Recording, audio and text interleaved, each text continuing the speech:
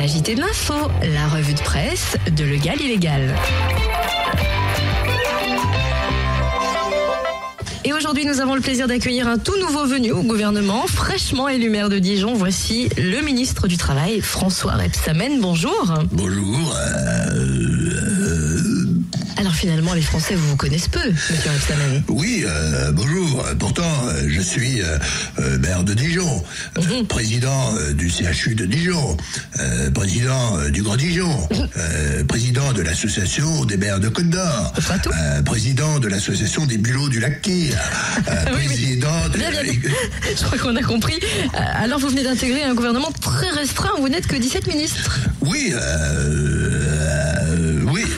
je me félicite en tant que ministre du Travail que en cette période de crise, il y ait au moins 17 personnes qui aient trouvé des portefeuilles. Mais tout le monde est surpris dans ce nouveau gouvernement. Il n'y a pas de ministère de la Santé. Oui, bien sûr. Eh bien, c'est aussi ça, le changement. Car je pourrais superviser cette branche en tant que ministre du Travail, puisque le travail, c'est la santé.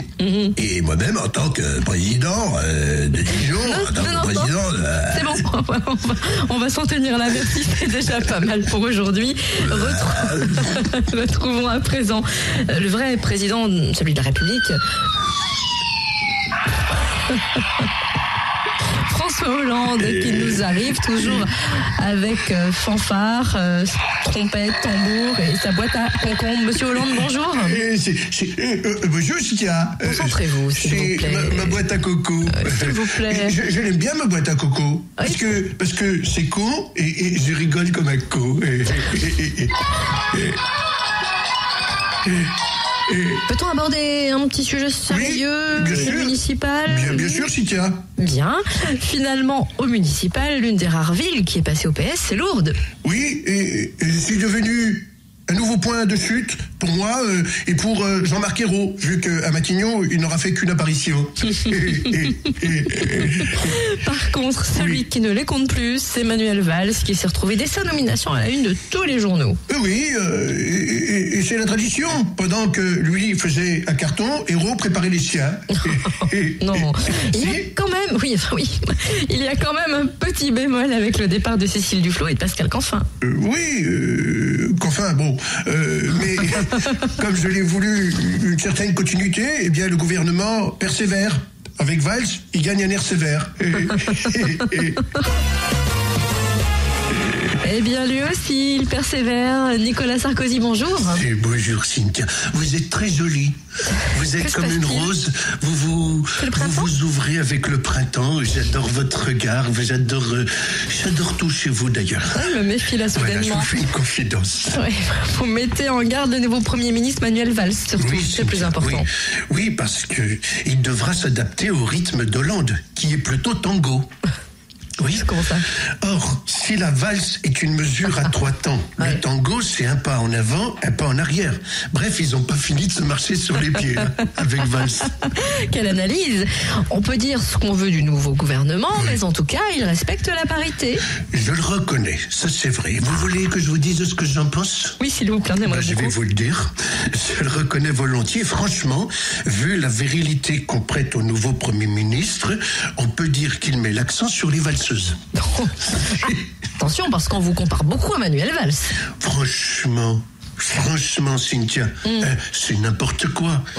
Moi, je ne bois jamais, alors que Valls a déjà les verres dans le nez. Alors franchement, je suis pas d'accord. Enfin, une nouvelle qui doit vous faire plaisir, c'est Jean-François Copé qui gagne 15 points auprès des sympathisants de droite dans le baromètre CSA. Écoutez, je vais vous dire, on n'est plus à miracle près. Regardez, François Bayrou a bien gagné une élection. C'est vous dire. Il a eu du pot. Pour lui, le miracle n'aura pas eu lieu et sa colère ne faiblit pas.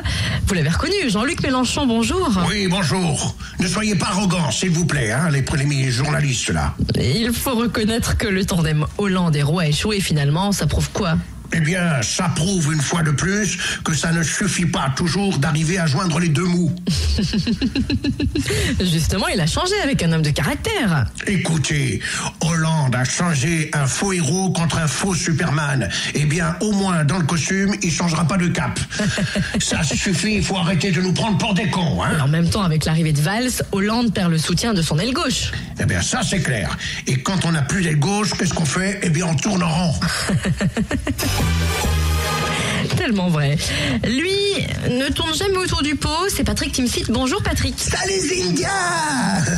Patrick, quel enthousiasme à chaque fois que vous arrivez. Ben évidemment! Vous avez vu que Londres adopte le paquet de cigarettes neutres parce que les emballages froids, fades et ennuyeux éloignent les consommateurs. Vous y croyez, vous? Mais évidemment, Cynthia, que j'y crois. Regardez, la preuve, le choix de NKM comme candidate à la mairie de Paris. C'est vous dire. Allez-y, exprimez votre joie.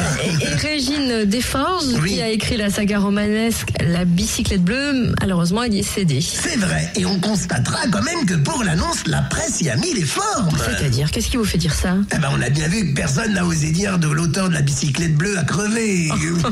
Oh non. S'il vous plaît, Patrick.